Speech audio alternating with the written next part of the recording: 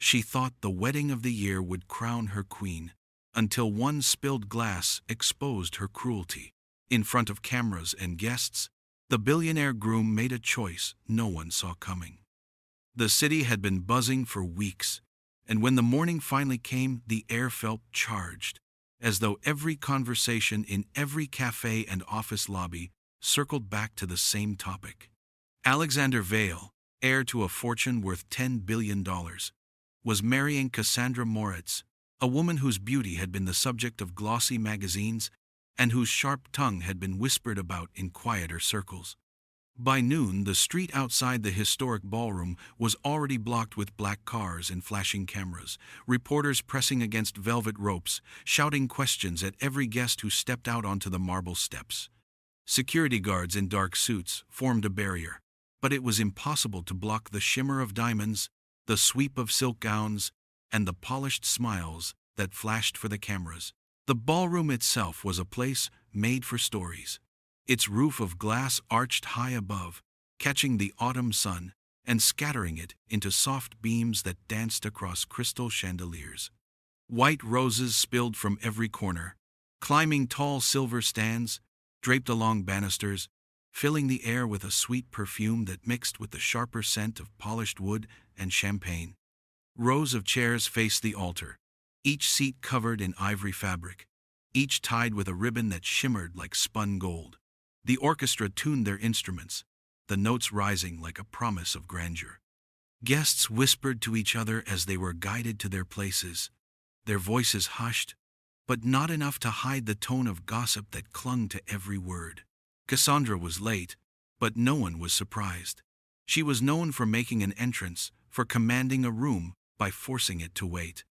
When she finally appeared in the archway, the room tilted toward her as if pulled by invisible strings. Her gown was a masterpiece of silk and lace, the train spilling behind her like a river of light. Diamonds sparkled at her ears and around her throat, catching the chandelier glow and throwing it back in cold brilliance. She smiled for the cameras still clicking at the back, but her eyes were sharp, scanning the room as though measuring who was worthy of her attention. Guests leaned toward each other, murmuring, "She was beautiful, yes, but her temper was legend." Socialites remembered how she had reduced a hotel manager to tears over a misplaced sweet key, or how she had once dismissed an assistant during a live event. Yet here she stood, poised to marry one of the most eligible men in the world. Some whispered that Alexander was blinded by her beauty. Others said he was trapped by the expectation of society, and a few wondered if perhaps he saw something in her that no one else did. The orchestra shifted into a slow prelude, and Alexander appeared at the far end of the aisle, tall in his black suit, his expression unreadable. He looked every bit the billionaire groom, yet behind his eyes there was a flicker of distance, as though part of him stood apart from the glittering display. Guests rose as the music swelled, the perfect scene set beneath the glass roof, and the wedding of the year was about to begin. Alexander Vale stood at the edge of the ballroom, and though every detail glittered as planned, he felt a chill move through him that no warmth could ease. The chandeliers burned above like constellations trapped in crystal, the music swelled in polished waves, and the guests turned their eyes on him with admiration and envy, yet his heart was heavy. He was a man of numbers and precision, a man who had built his empire on contracts and trust, on the belief that dignity and loyalty could still matter in a world that often rewarded cruelty. But as he looked across the sea of flowers and cameras, he wondered if this moment was not about love at all, but about power and performance. He wore a suit tailored by the best hands in Europe, a fabric so fine it seemed to float against his skin. Yet he felt as though it were armor rather than clothing, a shield against the hundreds of eyes, measuring his every movement. Cassandra was the bride every headline adored, a woman painted as flawless in photographs. But behind those perfect smiles he had seen sparks of temper that unsettled him. She laughed at jokes that cut others down. She demanded obedience rather than kindness. And more than once he had caught himself wondering if the woman he was marrying cared more about the cameras than about him. Still, he had told himself again and again that appearances mattered, that the alliance between two dynasties would be good for business, that her beauty and his fortune would become the story the world expected. The orchestra struck a softer chord, and he shifted his gaze to the glass ceiling, where the afternoon light pressed in like a blessing, and for a moment he thought of his father. The elder Vale had always said that wealth was a tool, never a crown, and that a man who used it only to impress would end up alone in a room full of mirrors. Alexander wondered if this wedding was proof that he had forgotten that lesson, if he was about to step into a marriage that would glitter on the outside but feel hollow within. He clenched his jaw, forcing his doubts into silence, reminding himself that no empire was ever built without sacrifice, and perhaps love was one of the sacrifices men like him had to make. The priest gave a nod, the guests leaned forward, and he placed one foot in front of the other, walking the aisle with steady precision, each step echoing like a verdict. Applause fluttered, cameras flashed, and though his face wore the calm mask of a groom, his mind churned with questions he could not voice. Was this union truly a choice, or was it a performance demanded by the world around him, a stage on which he had no option but to play his part? He reached the altar, turned to wait for Cassandra's entrance, and steeled himself, burying the unease in the deepest part of his chest. Anna moved through the glittering room like a shadow, her presence almost invisible to the sea of guests in silk gowns and tailored suits, yet every step she took carried the weight of her world. Her uniform was clean and pressed, the collar starched and the apron tied neatly at her waist, but her shoes betrayed her truth.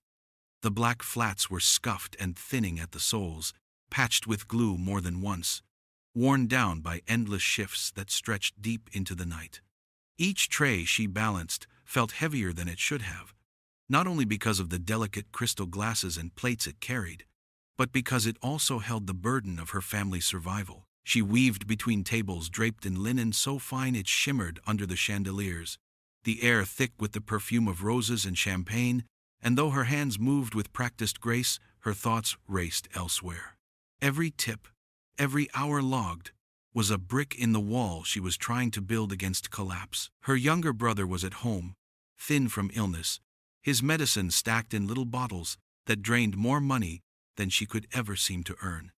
Their apartment was small and gray, but it was theirs, and she fought each day to keep it from slipping away. The catering company paid her better than most restaurants, but even here she was just another uniform to the wealthy, another nameless servant who could vanish from their sight without consequence. She had started work before dawn, ironing the shirt she had borrowed from the company rack, tying her hair into a neat bun, forcing tiredness from her eyes with cold water. When she had arrived at the ballroom, she had been given her station without much more than a glance from the supervisor. Tonight was not about her. Tonight was about the billionaire groom and the bride with the diamond smile, and Anna's role was to glide silently through the chaos, delivering glasses before they emptied, removing plates before anyone noticed they were bare. She reminded herself to smile when spoken to nod quickly, to keep her voice light and respectful, for in places like this one wrong word could cost her a paycheck she could not afford to lose. The guests did not see her shoes. They saw only the tray, and that was as it should be. Yet Anna sometimes wondered what it would be like to be seen, to be noticed, not for what she carried, but for who she was. She brushed the thought aside quickly, because dreams were luxuries she could not afford. Dreams did not pay hospital bills. Dreams did not buy antibiotics. Dreams did not stop eviction notices. What mattered was balance, silence, and steady hands. She tightened her grip on the silver tray, adjusted her shoulders, and moved again through the forest of gowns and jewels, a quiet figure keeping the grand illusion intact. Beneath the chandeliers, she looked ordinary, but in truth, she was carrying far more than plates. Anna's hand had been steady all evening, the kind of steady that came from years of practice and the knowledge that one mistake could cost her everything. She had moved carefully from table to table, refilling glasses with golden champagne that bubbled like sunlight in crystal. The orchestra played softly in the background. Laughter rolled across the polished floor, and the chandeliers scattered their cold fire above. She told herself to breathe, to focus, to keep her shoulders relaxed. But no amount of focus could have prepared her for the careless shove of a passing guest who had leaned too far back in his chair. The jolt caught her at just the wrong angle, and the glass in her hand tilted, spilling a sudden bright arc of liquid through the air. It landed on Cassandra's wedding gown, staining the silk with a spreading patch of gold that shimmered under the lights before sinking dark into the fabric. The sound that followed was not the music, not the laughter, but the collective gasp of 100 mouths drawing in breath at once. Time seemed to stop, and Anna's heart pounded so loudly in her chest she could barely hear the orchestra falter. For a moment she could not move. She stared at the spreading stain, horrified, her face pale, and her fingers still clenched around the emptying bottle. She opened her mouth to apologize, but the words caught in her throat, strangled by panic. Around her, guests turned in their seats, eager for spectacle. Some eyes widened with pity, others with the sharp glint of amusement, and more than a few with the eager curiosity of those who fed on scandal. The ballroom that had moments ago glowed with celebration now felt like a stage, and Anna was the unwilling actress at its center. Cassandra looked down at her gown, at the ruined patch of silk, and when she lifted her head, her eyes burned with cold fury. Her lips parted, but no sound came yet. The pause was worse than any scream, the silence stretching and wrapping around Anna's throat until she thought she might suffocate.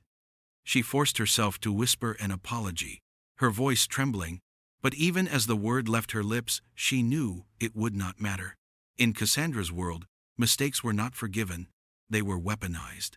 Alexander had risen slightly from his chair, his expression unreadable as he glanced between his bride and the trembling waitress. The guests shifted, some leaning forward, others covering their mouths with gloved hands, waiting for the eruption they knew would come. The orchestra tried to recover, striking a cautious note, but it fell into the silence like a stone into still water. Anna wished she could vanish into the floor, wished she could melt into the shadowed corners of the room, wished that her shoes could carry her far from this glittering battlefield. But she stood frozen, her hands still trembling, the champagne bottle heavy and useless in her grip, as the first sharp words cut through the hushed air and shattered the night. Cassandra's face twisted the moment she saw the stain spread across her gown, and before Anna could step back or offer a second apology, the words came sharp and cutting. Her voice carried through the ballroom like a blade, each syllable soaked in venom. "Worthless," she spat, her tone louder than the orchestra. "Clumsy little girl, do you know what you've done?" The chatter of the guests collapsed into silence, and the violins faltered mid-note, leaving the air raw and heavy. Anna flinched as though struck, her hands trembling so badly, the champagne bottle nearly slipped from her grip. Heat rushed into her cheeks, tears pricked at the corners of her eyes, but she forced them down because she knew tears would only fuel the fire. Cassandra stood tall, her jeweled necklace glittering against her skin, her beauty twisted now by rage. She lifted the edge of her gown as though it were something diseased, the gold stain spreading like a bruise. "This dress costs more than you will make in your entire life," she hissed, her voice carrying across the tables, ensuring every guest heard the humiliation. Gasps echoed, some sharp with shock, others muffled by hands pressed quickly to mouths. Anna could feel the eyes of the room boring into her, weighing her worth against the silk of a gown and finding her less.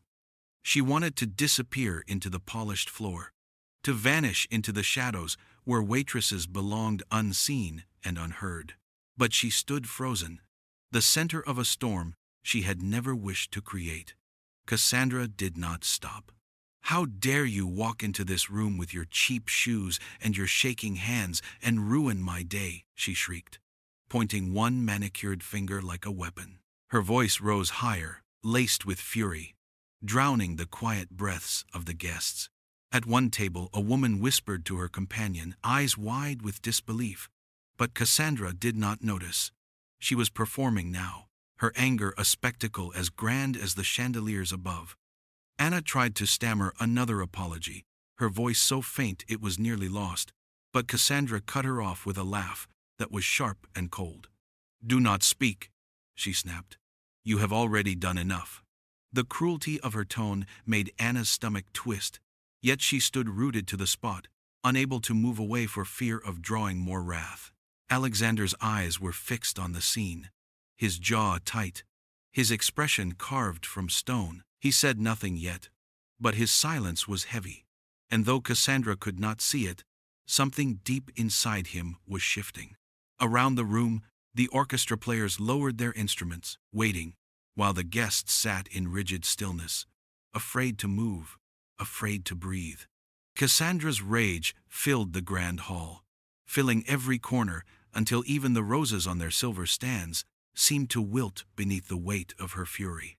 And Anna, a young woman fighting only to survive another day, bore it all in silence, her hands trembling around the empty bottle, her heart pounding like a drum that refused to break. Anna's lips trembled as she forced herself to speak, her voice breaking before the words could form. "I am so sorry," she whispered, her eyes burning with unshed tears. She clutched the tray as if it might anchor her to the earth, her knuckles white against the silver. But Cassandra was not interested in apologies, not interested in grace. The bride turned her rage into theater, her chin lifted high, her gown clutched at the ruined silk, as though she were holding up the weight of her entire reputation. "Remove her at once," Cassandra commanded, her voice cutting across the ballroom like a whip. "She has ruined my dress, she has ruined my day, and if this catering company values their contract, they will never send someone so pathetic again." The words echoed through the vaulted ceiling, bouncing off the glass and marble, filling every ear in the room. Anna stood frozen, her apology swallowed by the fury, her throat tightening with shame. The orchestra, unsure if it should continue, let its notes falter and die, leaving the room in silence broken only by the clicking of cameras. The photographers, trained to catch the grandest moments of joy, now found themselves capturing scandal. The white flash of bulbs lit the scene again and again, preserving Anna's humiliation on film that would soon travel far beyond these walls. The catering supervisor, a small man with nervous eyes, hurried forward, his hands raised in placation. He whispered that it was only a small stain, that it could be cleaned, but Cassandra turned on him too, her eyes flashing with contempt.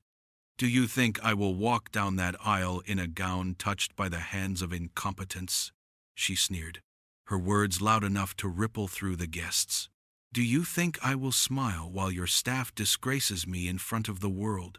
The man stammered, his face pale, but Cassandra waved him off with a flick of her jeweled fingers, her attention snapping back to Anna like the jaws of a trap. Anna could feel her legs shaking, could feel her heart climbing into her throat.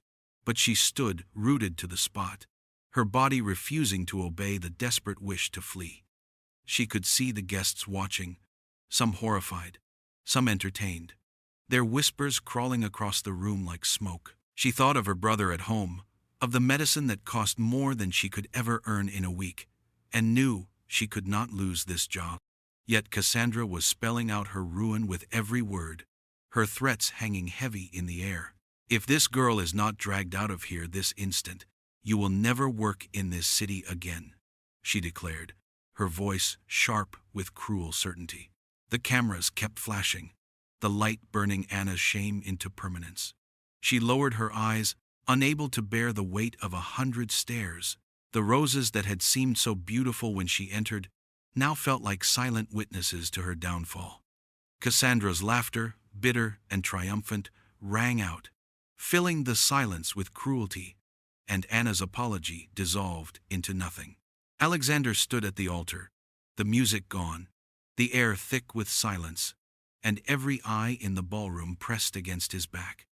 The moment that should have been filled with vows and quiet smiles had been shattered, and now all that remained was the echo of Cassandra's rage hanging above the guests like a storm cloud. He looked at her, at the gown shimmering beneath the chandeliers, at the diamonds flashing around her neck, and he did not see a bride at all. He saw cruelty wrapped in silk, arrogance painted into beauty, a mask that the world applauded but which he could no longer pretend to admire. His chest tightened as Cassandra continued to scold, her voice high and sharp, her fury directed at the young waitress who stood frozen near the aisle. Alexander's gaze followed hers, and it landed on Anna. She stood with her tray held awkwardly at her side, her shoulders trembling, her eyes burning with unshed tears, yet she refused to let them fall. Her lips pressed together in silence, her posture bent slightly, as though she expected another blow, but still she did not collapse. In the face of humiliation, she held on to the smallest shred of dignity she had left, and that strength, that fragile courage, struck Alexander harder than any word could. The guests watched him closely now, waiting for a signal. Some expected him to comfort Cassandra, to smooth over the scene, to play the role of the forgiving groom who turned a disaster into another performance. Others expected him to stay silent, to allow Cassandra's voice to remain the only one heard. But Alexander felt something shift inside him, a crack in the wall he had built around himself, a sudden clarity piercing through the haze of tradition and expectation. He saw Anna not as a servant, not as an interruption, but as the only honest soul in the room, trembling but unbroken. He thought of his father's words about dignity, about loyalty, about how wealth without respect was nothing more than ash. He thought of the empire he had built, the people he employed, the belief that character mattered more than appearance. And then he looked at Cassandra again, her mouth twisted with fury, her hand clutching the ruined silk as if it were the end of the world, and he felt a wave of cold certainty wash over him. This was not love, this was not a union of equals, this was a performance, and the cost of playing along was his very soul. The ballroom waited, breaths held, the silence louder than the music had been. Alexander stood still, his face calm but his heart racing, and for the first time since the wedding had begun he knew that the choice was his alone. His eyes returned to Anna, still trembling, still silent, and he felt a respect so deep it steadied him. Something inside him shifted forever in that moment, and though he said nothing yet, the decision had already been made. The silence that followed Cassandra's outburst was brief, for once the shock softened into air, the ballroom filled with whispers that rustled through the rows like a sudden wind. Guests leaned toward one another, their jeweled earrings catching the light as they traded hurried words, some with voices low and horrified, others with a gleam of amusement hidden behind their polished smiles. A few could not help the quick lift of their phones, screens glowing as they typed furiously, sending messages that would carry the scandal beyond these walls before the night was even finished. Reporters stationed discreetly near the back scribbled across notepads, their pens scratching faster than the violins had played, eyes alight with the knowledge that tomorrow's headlines had just been written for them. Near the front, the board members of Vale Global Holdings shifted uncomfortably in their chairs, their polished shoes tapping against the marble floor in restless beats. These were men and women who had built careers on control, who understood that the strength of their empire rested not only on profits, but also on image. To see the bride of their heir shriek at a waitress in front of investors and cameras made their throats tighten. They exchanged quick glances, eyes sharp with calculation, for they knew that this was more than a stain on a gown, it was a stain on the company's name. Reputation was currency, and here, in this glittering hall, they were watching it being spent recklessly. Some guests tried to defend Cassandra in hushed tones, saying she had every right to be furious on her wedding day, that a gown worth more than most cars had been ruined. Others shook their heads, muttering that cruelty was unbecoming no matter the cost of silk. A handful admitted, with a guilty smile, that the drama was better than any opera they had attended in Paris. But beneath the surface entertainment ran a thread of unease, for no one could deny the way Alexander stood silent at the altar, his expression carved into stone, his eyes distant and cold. The orchestra musicians whispered among themselves, their instruments lowered, unsure if they would be called upon to play again, or if the evening had already unraveled beyond repair. The catering staff kept to the shadows, avoiding Cassandra's gaze, their bodies tense with the knowledge that one of their own had been singled out, humiliated before the world. Anna's fellow servers exchanged fleeting looks of sympathy, but none dared step forward, for fear the bride's wrath would turn on them next. Every corner of the room buzzed with speculation, with judgment, with the thrill of seeing power crack in real time. Some guests leaned close and asked if Alexander would truly go through with the vows after such a scene. Others whispered that if he did, it would show weakness, and still others said that a man worth 10 billion could not afford to be tied to someone who treated people so poorly. The whispers wove together into a single current of tension that filled the hall, heavier than the scent of roses. And through it all, the flash of cameras continued, preserving each frown, each smirk, each uneasy glance, turning one ruined gown into a story that could shake more than reputations. It could shake the very empire Alexander had built. The priest cleared his throat softly, a sound meant to gather the room back into order, but the air was already too heavy with tension for such a small gesture to succeed. His hands trembled around the leather book he held, his eyes darting between the bride's furious face and the groom's stillness. He opened his mouth to resume the ceremony, but before the words could leave him, Alexander lifted his hand, the movement slow but commanding, and the room fell silent once more. Every whisper, every shuffle of silk, every nervous cough faded into nothing, as though the entire ballroom had been pulled into a single pause. Cassandra turned toward him, her painted lips curving into a smile that glistened as bright as the diamonds at her throat. She expected his hand to fall on her arm in reassurance, expected him to defend her honor and remind the guests that she was the one wronged, that her outrage was justified. Her eyes sparkled with triumph as she prepared to lean into him, to play the role of the adored bride. But the words of comfort she anticipated never came. Instead, Alexander's gaze passed over her, cold and detached, and settled firmly on Anna. The shift was so subtle, and yet so complete, that it rippled through the room like a wave. Cassandra's smile faltered, her mouth half open, as she realized she no longer held his attention. Anna stood frozen near the aisle, her face pale, her body trembling, the tray clutched against her side as though it might shield her from the storm.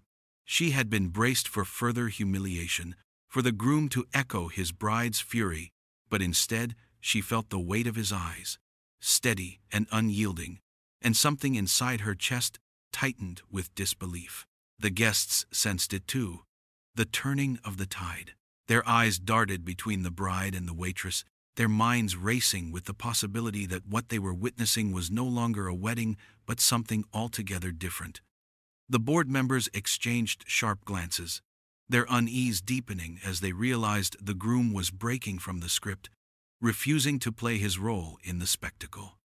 The reporters in the back scribbled even faster, their pens trembling with the certainty that they were watching the moment that would define not only this night, but the lives of everyone involved. Alexander's hand lowered slowly, his jaw tight, his chest rising with a breath that felt like a verdict. He did not speak yet, but his silence carried its own weight. It was the silence of a man who had seen too much, who could no longer ignore what was before him. He saw Cassandra's cruelty, he saw Anna's trembling dignity, and the contrast was unbearable. He felt the eyes of the world pressing in on him, waiting for his choice. But in truth, the decision had already been made deep within him, as natural and certain as the beating of his heart. The air grew thick, almost suffocating, as everyone waited. Cassandra's smile was gone, replaced by a flicker of unease, while Anna's eyes met Alexander's with a fragile steadiness. And in that moment, with the chandeliers burning above and the silence pressing in from all sides, Alexander knew the breaking point had come, and nothing would ever be the same again. Alexander's hand dropped to his side, and for a long moment he said nothing, the silence stretching until the walls themselves seemed to hold their breath. Cassandra shifted closer, expecting the defense that would smooth over the chaos, but his eyes never left Anna, standing pale and trembling at the edge of the aisle. When he finally spoke, his voice was calm, but it carried through the hall with a strength that made every guest lean forward. He said that dignity mattered more than appearances, that wealth and beauty meant nothing if they came at the cost of kindness, and that respect for those who serve was the truest measure of character. His words cut through the air sharper than Cassandra's scream, and the ballroom froze. Cassandra's face blanched, her mouth opening to argue, but he raised his voice just enough to drown her. He said that if his bride could not respect a young woman who carried trays and worked until her shoes wore thin, then she could never truly respect him. He said love could not grow in soil poisoned by contempt, and he would not build his life on a foundation of cruelty. The words echoed like thunder, each sentence a strike against the glittering illusion that had been staged for cameras and guests. Gasps broke from the crowd, some shocked, some thrilled, as though they were watching a drama unfold on stage. Cassandra's smile collapsed entirely, leaving only a mask of fury and disbelief. She hissed his name, tried to grasp his arm, but he pulled away, his eyes never wavering from the truth he had spoken. He turned to the priest, who still clutched his book as though it might shield him from the storm, and he said simply, "This ceremony is over." The ballroom erupted. Guests shot to their feet, voices rising in 100 directions at once. Some cried out in disbelief, others clapped their hands over their mouths, and a few even dared to applaud, the sound lost beneath the uproar. Reporters scrambled toward the exits, phones pressed to their ears as they rushed to file the breaking story. The orchestra sat stunned, their instruments limp in their laps, unsure if the music had ended forever. Cassandra screamed his name again, louder now, her fury no longer hidden behind charm. She shouted that he would regret this, that he would be ruined, but the words sounded thin against the swell of voices around her. Her jewels glittered, but no longer shone with power. Her gown trailed behind her like a fallen banner, and she looked less like a bride and more like a monarch whose crown had been torn away. Alexander stood tall at the altar, unshaken by the chaos, his shoulders squared and his expression resolute. He glanced once more at Anna, whose eyes glistened with disbelief and fragile courage, and he gave the smallest nod, as though to tell her she had been seen. Then he stepped down from the altar, walking through the confusion with a calm that cut through the storm, leaving behind chandeliers, roses, cameras, and a bride whose cruelty had undone everything. Cassandra's scream tore through the ballroom, raw and sharp, shattering what little composure still clung to the air. Her face, once a mask of controlled elegance, twisted with rage as she hurled her words at Alexander, each one dripping with venom. She accused him of betrayal, of humiliating her in front of everyone who mattered, of daring to make her look small when the world had been promised a spectacle of perfection. Her hands clutched the jeweled fabric of her gown, shaking as though she might tear it apart herself. Cameras flashed, capturing every wild gesture, every curl of her lips as she spit accusations of money and power, claiming he thought himself untouchable because of his fortune, claiming he would regret crossing her because she could destroy reputations as easily as she destroyed the patience of those beneath her. Guests recoiled in their chairs, some lowering their eyes out of embarrassment, others staring with morbid fascination at the unraveling of a woman who had ruled their social circle with fear. Cassandra's voice rose higher, shrieking that Alexander had used her, that he had led her into this moment only to shame her, that his empire was nothing without alliances like hers. She clawed the air with manicured fingers, demanding the ceremony resume, insisting she was still his bride and would not be discarded like some servant. But the desperation in her voice betrayed her, trembling at the edges, shrill and unsteady, the sound of control slipping away. Her family rushed forward, her mother grabbing her arm, her father trying to hush her with a firm hand on her shoulder, but Cassandra shook them off violently, her eyes blazing, her words now turning on them as well. She shouted that they were useless, that they had failed to protect her from humiliation, that they would let her be mocked by strangers. Security moved in carefully, their suits crisp, their faces calm, but their presence only fueled her fury. She screamed that no one would touch her, that she was the bride, the center, the queen of this day, and no one had the right to silence her. Alexander stood still at the far end of the aisle, his posture rigid, his expression calm, though his eyes carried the weight of sorrow and resolve. He did not answer her accusations, did not feed her rage with replies, for he knew her words no longer mattered. The truth had already been spoken, and nothing she hurled at him could alter it. His silence stung her more deeply than any reply could have, and she shrieked louder, her voice cracking under the weight of her fury. The guests began to rise, some slipping toward the exits, unwilling to be trapped in the chaos, others whispering that the headlines would be merciless, that the footage would spread before dawn. Cassandra screamed still, her throat raw, her words incoherent now, a storm that could no longer be contained. But the moment was already gone, the ceremony broken beyond repair, and even she seemed to sense it as her fury echoed into emptiness, leaving her standing alone in a room that no longer bowed to her. Alexander stepped down from the altar with a steadiness that made the chaos around him seem like nothing more than background noise. The chandeliers glittered above. The roses still filled the air with their sweet perfume, yet the atmosphere had shifted into something raw and unsteady. Guests rose from their seats almost as one, their faces pale with disbelief, their eyes fixed on him, as though watching a man commit the unthinkable. Cassandra's shrieks still echoed, her family clutching at her arms, but Alexander did not look back. He walked past her without hesitation, past the gleam of her gown and the fury in her eyes, past the stunned priest who still clutched the book of vows in his trembling hands. The marble floor seemed to stretch endlessly as he moved forward, but his stride never faltered. Each step was a declaration, each breath a refusal to be bound to a life built on cruelty. His silence was heavier than any speech he could have given, and it spoke to everyone present that the ceremony, the performance, the illusion was finished. Reporters scribbled wildly, their hands barely keeping pace with what their eyes saw, their minds already imagining the headlines that would explode across every paper in the morning. The orchestra sat frozen, their instruments useless, their faces stunned by the weight of what they had witnessed. All around him whispers rippled through the guests, like a storm breaking over the sea. Some gasped, some muttered his name as though it were a prayer. Others shook their heads in disbelief that a man worth 10 billion could abandon a bride in front of the entire world.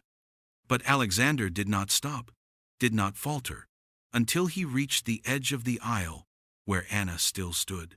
She had not moved since Cassandra's rage had marked her as the target of the night's humiliation.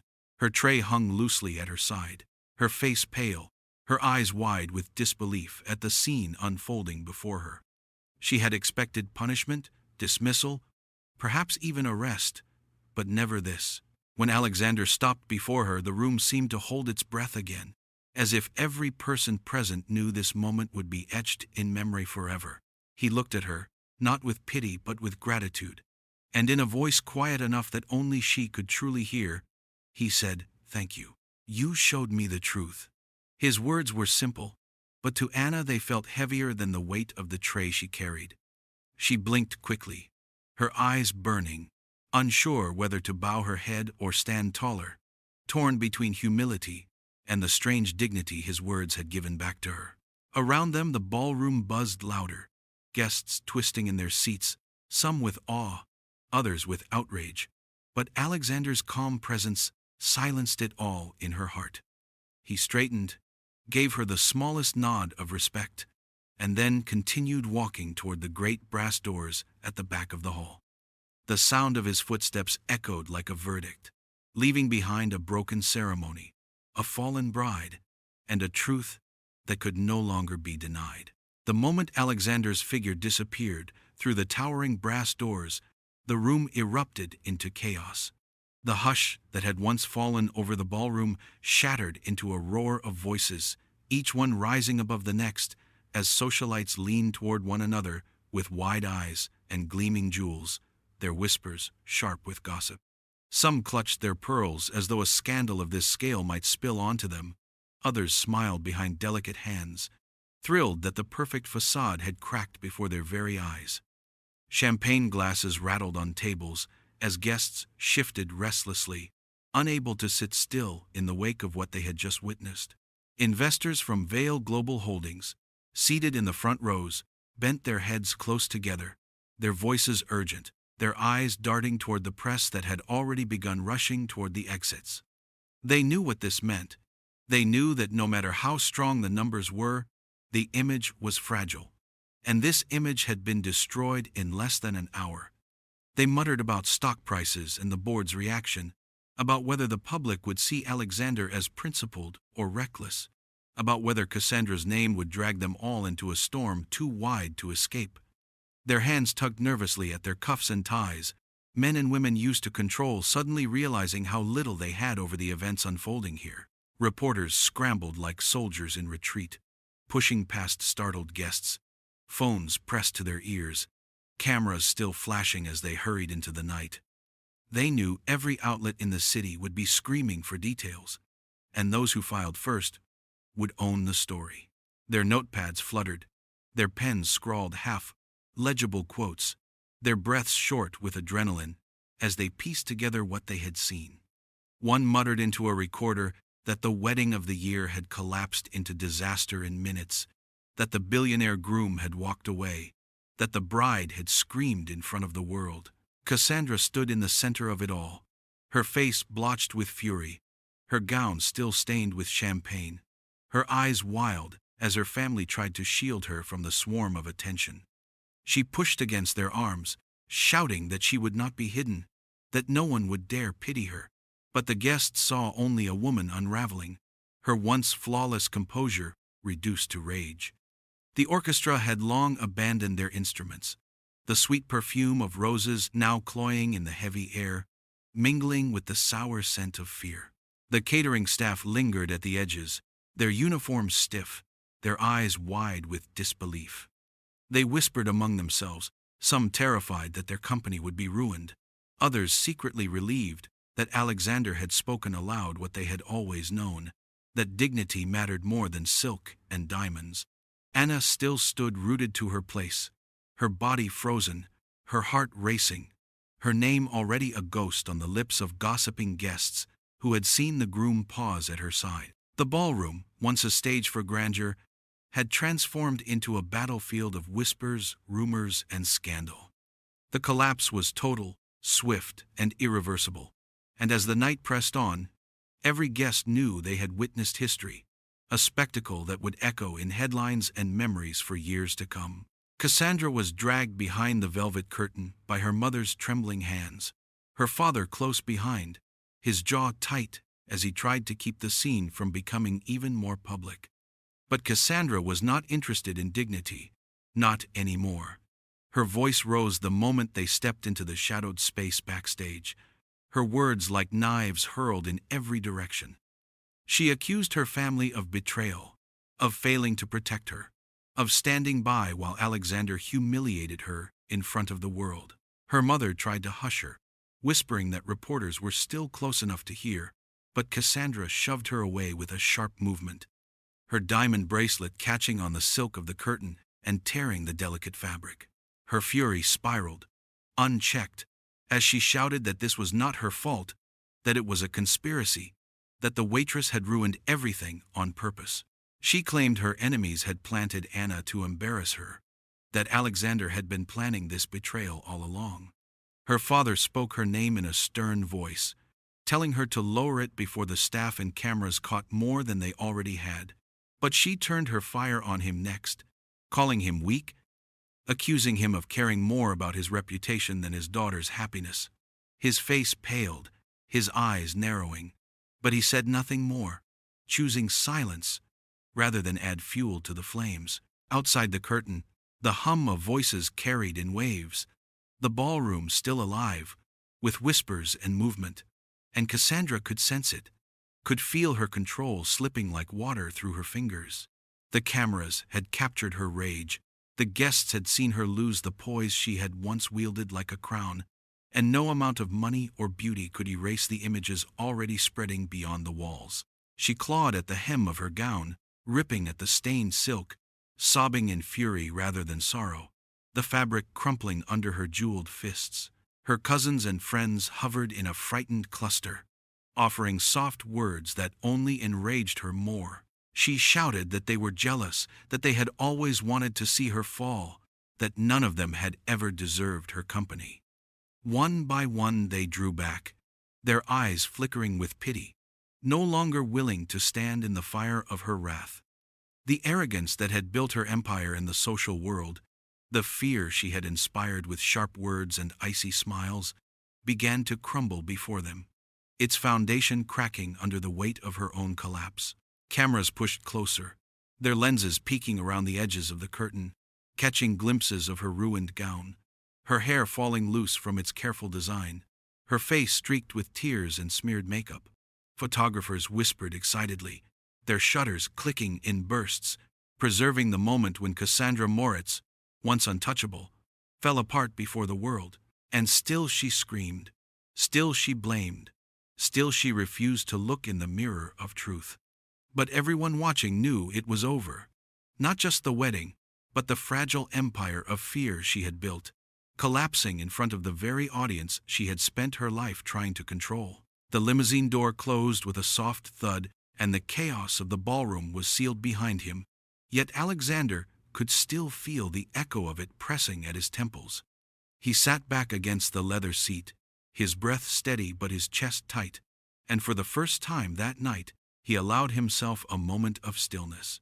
Outside, the flash of cameras painted the windows in bursts of white light, as reporters scrambled to capture the image of a billionaire groom, leaving alone, his bride left in ruins behind him. The driver glanced in the mirror for instruction, expecting to be told to return to the penthouse that overlooked the lake. But Alexander's gaze moved instead to the young woman who had been hurried into the car after him. Anna sat with her hands folded in her lap, her shoulders drawn in as if she wished to make herself smaller, her eyes still wide with disbelief. She looked like someone caught in a storm without shelter, her uniform stiff, her shoes worn, her face pale from the weight of a night she could never have imagined. She kept glancing at him, as though unsure if she was truly meant to be there, as though at any moment she might be cast out again into the blur of lights and noise. Alexander broke the silence with a voice calm and measured, instructing the driver not to head toward the tower, but instead to take her home.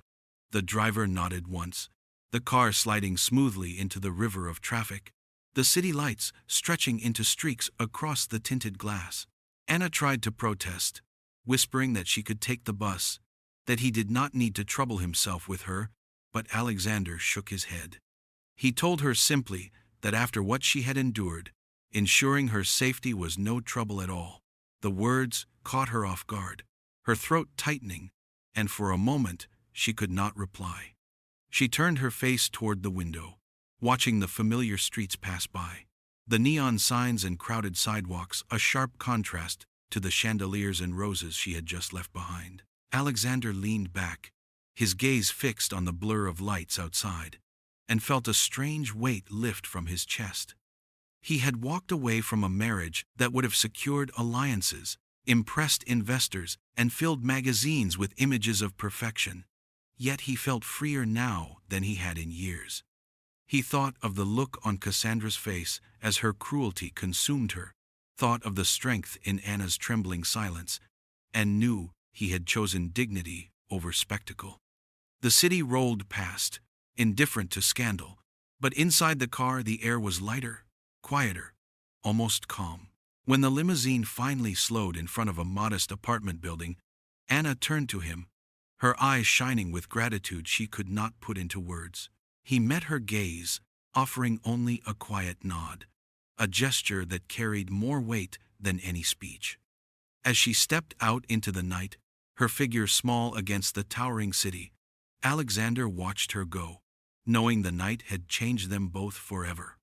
The door closed, the car pulled away, and with each passing block, the burden of pretense fell further behind him. By morning, the city was alive with noise, not the usual hum of traffic and footsteps, but the sharper sound of conversation spilling out of every cafe and office, the same story carried on every tongue. Newspapers sold faster than vendors could stack them, their front pages stamped with bold letters that blazed across the kiosks.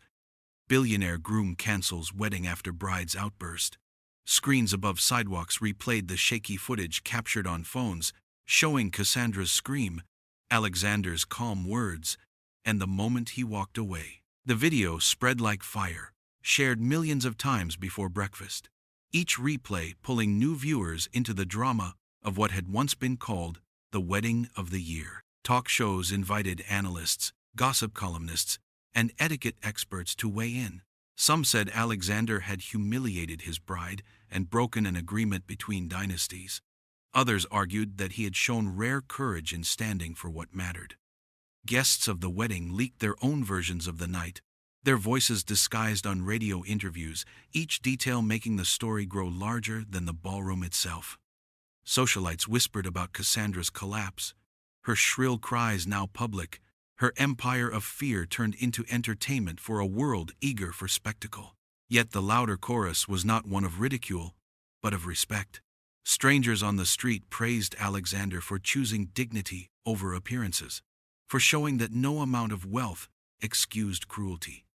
Hashtags spread across platforms, photos of Anna in her uniform circulating with captions that called her the accidental heroine, though her name had not been confirmed.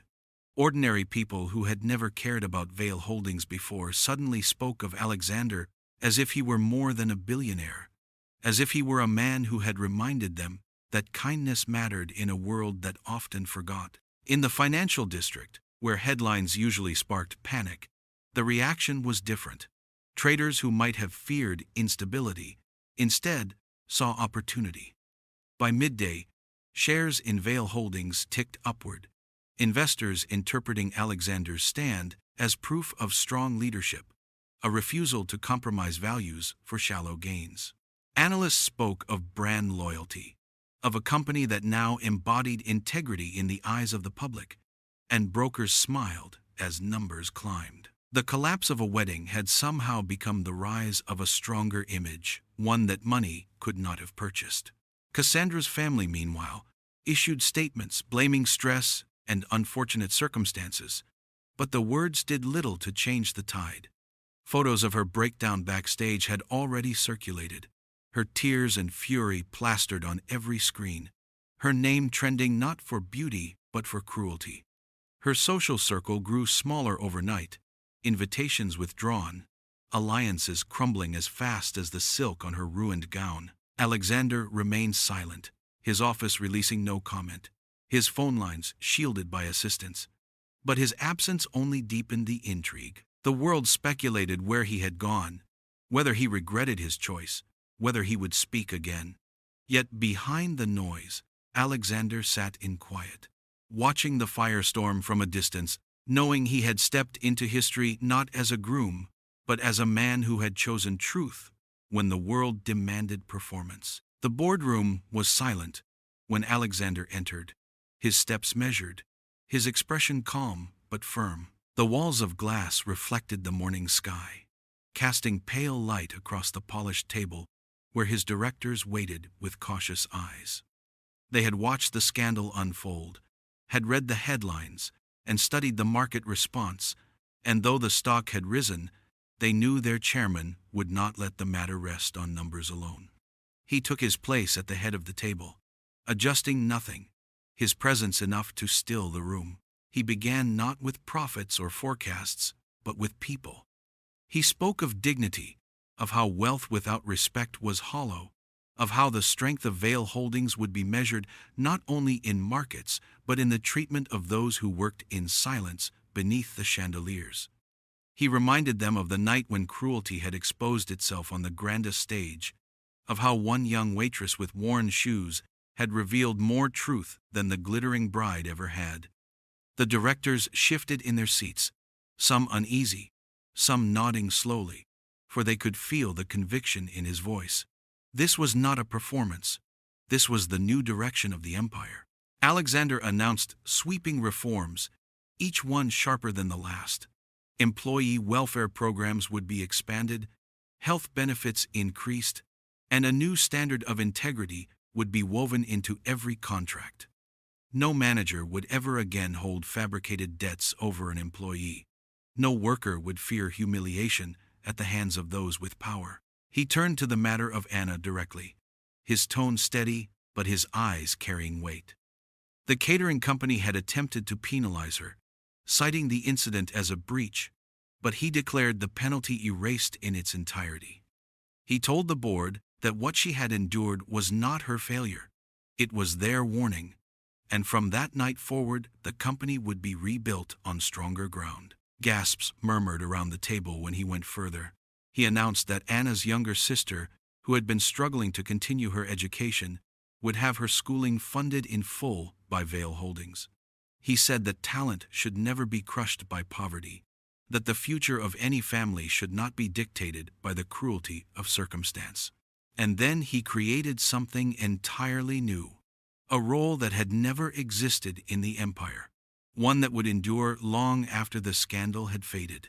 Director of Cultural Integrity and Employee Welfare.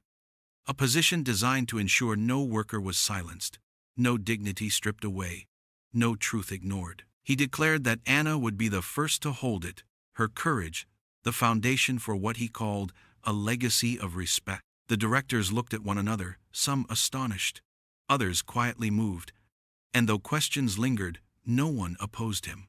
The authority in his voice left no room for doubt.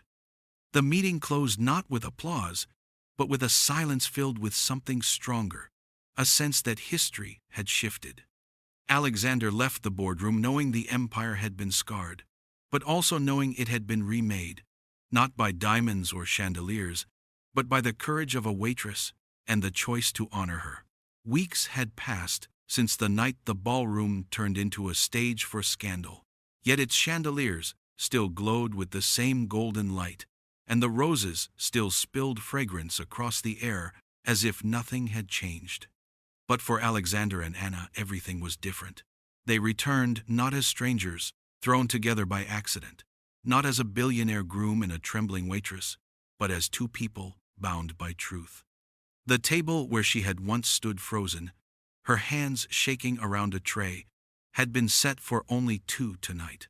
The noise of laughter and gossip was gone, replaced by quiet, the kind of quiet that feels like respect. Anna sat with her back straight, her uniform replaced by a simple dress that suited her modest nature, her hair tied loosely, her eyes steady.